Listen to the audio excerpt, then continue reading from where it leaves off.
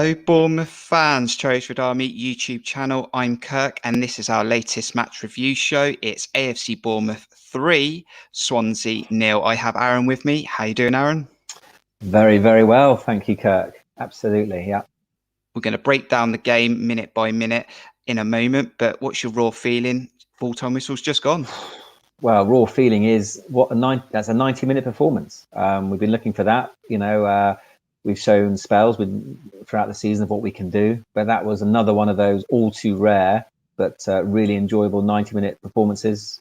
Lots of good performances and 3 massive points. If you're watching this video right now, we really appreciate your support. If you haven't subscribed yet to this channel, please do, and also give this video a like. So let's go back to lineups live, which you joined me on, Aaron, and the lineups were dropped. I'll show them on the screen in a minute, but yeah, what was your feeling when those team lineups were released? Well, again, obviously the both fullbacks were forced on us, with Jack Stacey and Diego Rico coming in. Bit surprised that Ben Pearson was dropped, but I think we did discuss in the lineups live that would potentially then offer us more creativity going forward, which proved to be the case with those. I'll call them front 5 or whatever you want to call them, with Jeff in the pivot, but I think it ended up with Jack playing a bit deeper. But that was my initial feelings about would we be overrun in midfield without Ben Pearson there alongside Jeff. Other than that, I think the team picked itself. Swansea sort of set up how we'd expect initially with the back 3, and like you said, we set up with that 4, and Jack did end up starting off slightly deeper, with Philip Billing having more of that freedom in that role. In the first 5 minutes, we were probably the most proactive team, and we would get a few corners early doors, and funnily enough, we've been probably complaining that we don't clear the first man, and it looked like we've been practicing some corners on the training ground. Yeah, a couple of routines. The first 2 corners, 2 routines. One, Steve Cook, I think, took one in an elbow in the face. I don't think it was intentional, but whether that blocked the run of whoever was supposed to come onto that. But it looked to be inventive. And we did start very well. We really did start on the front foot. As you say, Jack Wilshere was deep, but bringing the ball out and actually dictating the tempo of the play. And Phil Billing, I was very pleased to say, was in a more advanced role where he's most effective. And we had a really good first 5 minutes where I think Swansea couldn't really get out of their half. We would collect the ball then on the 9th minute. I think Lerma picked up the ball. He played it wide to Danjuma, and he's been critical of holding on to the ball and trying to do too much of it. And in this occasion, he got it out of his feet, left foot cross. We've been also critical of not having accuracy with our crosses.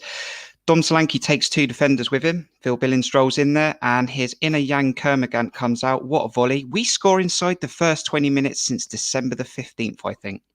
You've lost that stat now, Kirk. Early goal, and I think we've shown in games when we go a goal up, that really does dictate the whole way the game goes. Shown against Watford and Rotherham and other such games. But yeah, no, Arnie got the ball out of his feet quickly, looked up, put a great cross in, which we showed on Saturday can be really effective when he gets a built ball in early. As you say, Dom made a very clever run, took 2 defenders away, and Phil Billing in acres of space. He probably actually did have time to chest it down and then put it in, but what a finish. And yeah, delighted to see that go in and off and running. Much the better team in the first 20 minutes. And at one point, I don't know about you, Aaron, but I couldn't actually focus on one area because I was seeing overlaps. I was seeing Jack Wilshere pick up the ball, trying to play balls through the lines. I saw Billing picking up pockets. Danjuma was in the mood. I mean, I couldn't focus. No, it was really refreshing. It kind of felt like the shackles had come off. And as I said to you before in the lineups live show, it felt like we were playing with some sort of freedom, the pressure off, as if to sort of say, right, people think we're out of the playoffs, let's show them. And we did play with a bravery. I think the setup helped. Not having Ben Pearson there maybe gave us less defensive protection, but it then enabled Jack Wilshere, Phil Billing to run from midfield, join the likes of Arnie Jr. and Dom. And we were flooding forward, as you say, but maybe it did just feel like a bit bravery, or just has as a release of pressure. And we just sort of think, let's just go for it. And we were marauding all over them. As when you play at that tempo, you can't keep it up for 90 minutes, and there's always going to be a period where the opposition get into the game, and that sort of happened around the 20 to 25th minute, where Swansea gained a bit of momentum, and there were a few chances. I wouldn't say they were clear cut, but a few chances came flying across the across the box. But yeah, I mean, I never felt like they were going to get him in and behind us. They haven't got that pace through AU, but you always worried that if he got space inside the box, he can finish. Yeah, I mean, we got caught a couple of times on our left-hand side. Diego watching a couple of times. I mean, I think he had a very good game generally, but there was a couple of times in that first half, as you say, round about halfway through that first half, when they got a couple of players and Roberts down that right-hand side for them and a couple of crosses. But I think there was a stat even well into the second half where they had another shot on target. So Asmir didn't have a shot to save at that period. And my thoughts were, we've got the lead. Is this going to be the usual case if we try and sit back? And I was thinking to myself, there's no way we're winning this 1-0. Absolutely not. We need to go for a second goal. And my worry was, as you say, we got to that 25-minute period. Swansea inevitably came into it and we were only 1-0 up. And I couldn't help but feel at that stage that we needed a second, and certainly deserved a second, if not a third. But as you say, we saw out that period and then began to gain a bit more momentum again. Still 1-0 then, 37th minute, and we were having a lot of success down that right-hand side. Stacey was very energetic down there, but then Stanislas would put up, and it looks like a hamstring injury. I mean, your thoughts on Stanislas? He's had a very good season.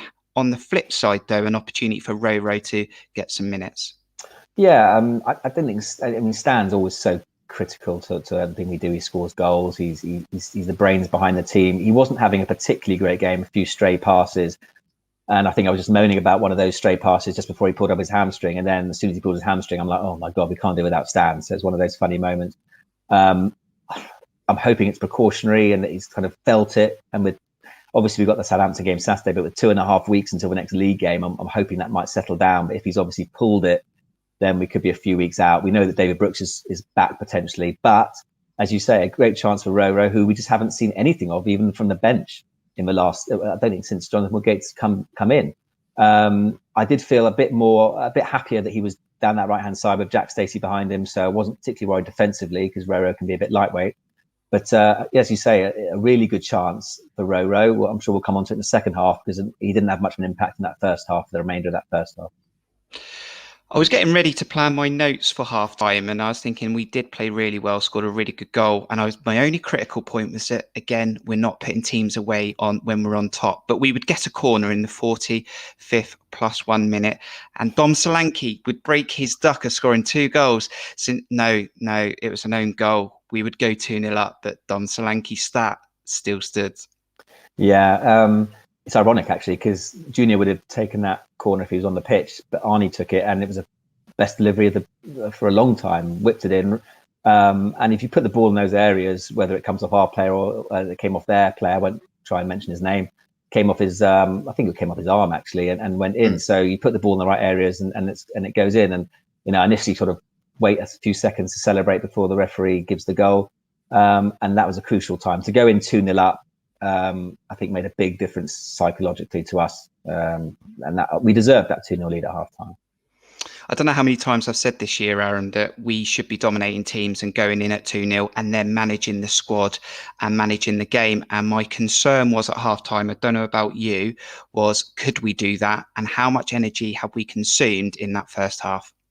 Yeah, there's a lot of pressing. I mean, Phil Billing was working his socks off. Jack was working his socks off. Jeff Lerman was working his socks off. So those midfield three, the energy, and with Stan coming off and Roro not playing many minutes, he was going to have to see out the game. I thought it was very unlikely that Jack would see out the game. But yeah, I was concerned that we'd be able to keep up that press. I think one thing actually that showed in the first half was that Swansea seemed to give us quite a lot of space and we were able to dictate the play. And my initial feeling was at halftime they'll clearly change it. Cooper's a very astute manager, and I believe they did change their shape right at the beginning of the second half. And I thought they couldn't be as bad again as they were in the first half. And could we be as good?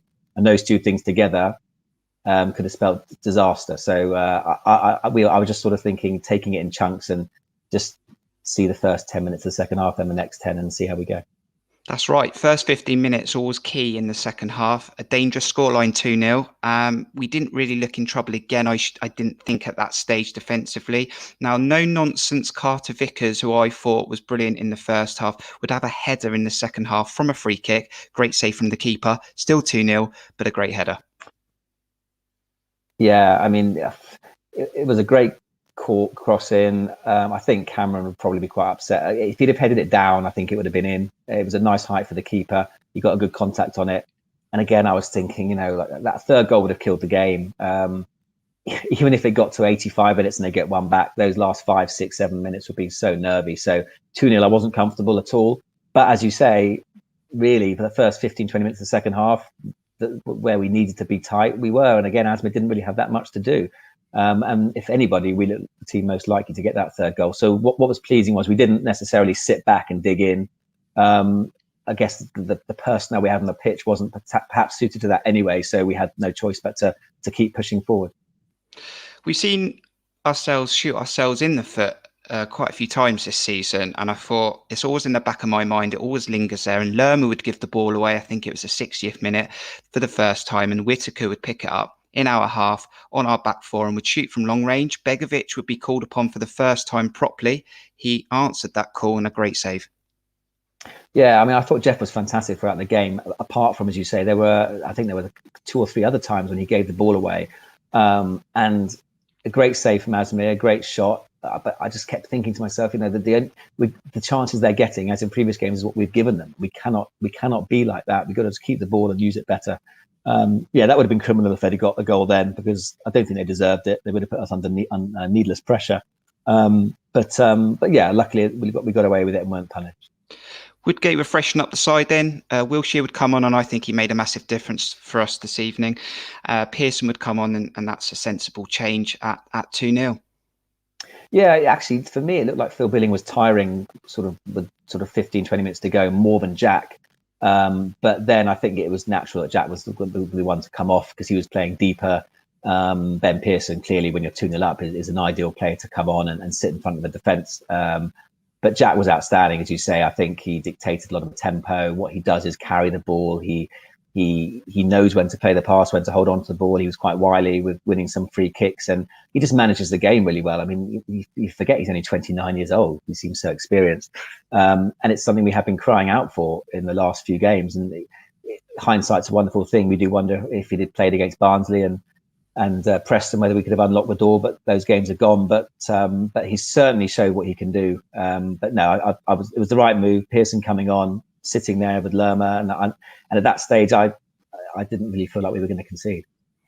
We'll come on to the third goal in just a moment, but as the game got deeper on, you knew it was going to open up and play into our hands a bit, and we did have more chances to score a third. Jack Stacey pulled one just past the post, but Swansea was still having a go as well, and Whittaker would have a shot down low, but Begovic would save again. Yeah, I mean, Asmir did nothing wrong tonight. Swansea were always going to go for it. I think they brought another forward on and we're going to leave spaces. But I think we dealt with it very well. And actually, coming back to Roro, I thought he really impressed me, actually. He carried the ball at speed, got from sort of the halfway line up to the edge of their box in no time at all. Just his final pass lacking a little bit. He held on to it a little bit too long. But I was impressed with him, his work rate. He was tracking back. He was really getting stuck in. And it'd be interesting to know, to see with Stan being out for a few weeks, as David Brooks comes back, who would be the natural replacement there. But Rowe did his cause no harm, and I think again shows to me that maybe we could have used him in the last 2 or 3 games when we needed a goal to maybe spark something. But no, he definitely impressed me. Finished off the night with a third goal to win the game 3-0. Roro would break with the ball. We would actually have 5-on-3 and plenty of options. He would actually snatch a shot, which would deflect, end up at Billing. Billing would lay it onto Danjuma. He scores another goal. That's a goal and assist ×2 now in 2 games. Yeah, I mean, big credit to Phil Billing. I don't think he even looked at Arnie, but he kind of just stuck his leg out and found him and knew he was there. And Arnie, as we said time and time again, is clinical. Arnie had a really great game tonight. You and I have spoken about him playing up front because he is clinical. He doesn't miss many chances in those positions, and I'm sure he'll be great up front. But tonight, the way he played tonight, where he was on the left, obviously predominantly, but really kind of coming in and being more involved, is the Arnie that we love and want to see. It was a clinical finish, and I think it put the shine on the night. And 3-0 is a deserving scoreline, and the only thing then was, can we keep the clean sheet and see it out? Full time went then 3-0, and we'll have a look at some of the stats in a moment. But I have said, like I've said many times, I think we just need to outscore teams. I think there are mistakes in that back four. We know that after 36 games, I don't think they can be fully trusted.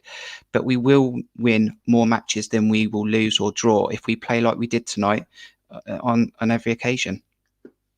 Yeah, I've been saying that throughout the season. We know we're not great defensively, but again, it's odd because you look at Cameron Carter-Vickers and Steve Cook, and they are two great centre halves, and they were impressive again tonight, and our fullbacks as well. So it's a funny one, but we know that we've got goals in our team. I thought Dom, although he didn't score tonight, led the line tirelessly. Again, he's not a number 9. He's not going to give us that. Sometimes he doesn't shoot when he perhaps should shoot, but he led the line superbly. And I think, look, there's 9 games left in the league season. I think we've got to go for it. There's no regrets. If we go for it in every game, if it doesn't happen, so be it. But I think we've got the ability, as we've shown tonight. We shouldn't fear anybody. Norwich, we got Norwich away, but everyone else in the kind of a top half or above us is at home. And we've just got to go for it. And I think that's the way to play for the rest of the season. That is interesting. Just looking at the stats for the first time. Look at the green on the left-hand side. 17 shots. Okay, 3 on target, 3 goals scored. But the dominance of the left-hand side with the green outpowering Swansea. And look again, Aaron, 48% possession. The last time I think we did that was Watford. Yeah, well, it goes to show. Again, I think Swansea played into our hands. I said before the game that my worry was that they'd sit deep. And they didn't, and it's their detriment. And I think my only concern for the remaining games is that teams know what we struggle against. And if teams come at us or play in the sort of way that Swansea did tonight, we'll more often than not tear them apart, as we did tonight. So I think, we are set up for the counter-attack, but we need teams to come at us for us to be able to counter-attack them. But no, those stats are very interesting. I would like to have actually seen them. I was going to say I would like to have seen couple of the youngsters come on when we went 3-0 up, but he brought Mepham on to shore it up, I guess. 50% crosses, accuracy, amazing. It's like we're breaking a few stats tonight, which is good to see. 3-0 it was, full time, and let's take a look at the man the match poll. So put it out there and we'll see who's won that. The Cherries Red Army followers and subscribers have been voting since full time, and it looks like it's gone to Philip Billing, just 48.8%. A cracking goal and an assist. Deserved? Yeah, I think so. I think Arnie obviously deserves a big shout. You can see he was close as well.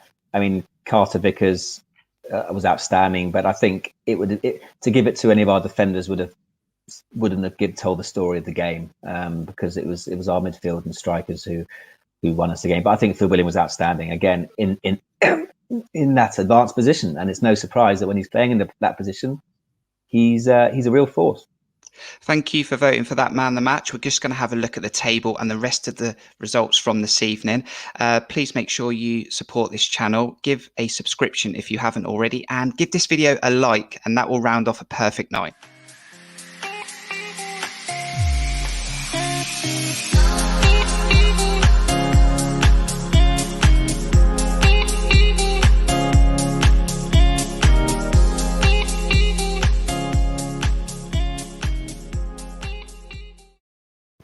So the other scores this evening in the Championship are Cardiff City 0, Stoke City 0, Derby County 2 from 2-0 behind, Brentford 2, Luton 2, Coventry City 0, Middlesbrough 2, Preston North End 0, Rotherham 1, Watford 4, and AFC Bournemouth 3, Swansea City 0. There's obviously more games to come tomorrow. I know we said on Lineups Live, Aaron, that we need to just deal with ourselves at the moment, but we are going to probably need a helping hand at some point. But I can already see drop points for Cardiff there. We're probably too far away from Brentford, but yeah, not bad. Yeah, I mean, Cardiff drawing with Stoke was great. It keeps Cardiff a few points behind us. They go to Swansea on Saturday, and they've slipped up a little bit recently. Brentford are doing their usual bottling job. As you say, I mean, at this stage, I'm not too concerned with Brentford, Watford, etc. We're not going to catch them. Middlesbrough winning is a bit of a shame, but we won, which was important. And if we beat Middlesbrough in the next game, and that kind of puts Middlesbrough out of the race. I was saying, actually, I wouldn't want to face Watford in the playoffs. And it's obviously a big if we get into the playoffs, I would fancy us more against Brentford, Swansea, Barnsley or Reading, because we've shown tonight against Swansea, and we've shown previously in the season against Reading what we can do against them. And Brentford, for me, if they miss out again an automatic promotion, it will be weighing on their minds massively. And I think they are the ultimate bottle jobs when it gets to promotion to the Premier League, whereas Watford would worry me. So I'm not a big Watford fan by any stretch, but I'll be quite happy to see Watford and Norwich go up, and then if win the playoffs with any of the others. 59 points then, in touching distance of Barnsley. Yep, Barnsley and Reading have both got a game in hand. I think Barnsley's running, like you say, is a lot better. Reading, for me, is catchable. Middlesbrough are now behind us 3 points, but I don't trust them to go on any sort of a run to really touch the playoffs. There are teams in this league, like Norwich, like Barnsley, and Cardiff, I think, as well, that have gone on some serious runs, winning 7-8 games in a row. It can be done. Can we do it? Well, that's the thing. I mean, Barnsley have had their incredible run. Can they go for the next 9-10 games? It's very unlikely. Cardiff have had a fantastic run and they're beginning to wane off. We've had our poor-ish run. Maybe we're the team now who are going to go on that good run. It's funny football, isn't it? Because after Saturday, we were all a bit down in the dumps. But after tonight, I think we can get in the playoffs. If Barnsley and Reading win tomorrow, which is more than likely, then again, fine. The gap will be 5 points again. But I think we go in after the international break with the last 9 games of renewed optimism. And as I said, if we take care of ourselves in those 9 games, there's nothing that Reading or Barnsley will be able to do about it. We'll be ahead of them, realistically. Like you say, that's the final fixture for March in the Championship. We now move our attentions to the FA Cup against Southampton. Does it change the perspective of that game now? Because it almost felt like if we didn't get a result tonight, our whole season was dependent on doing something in the FA Cup.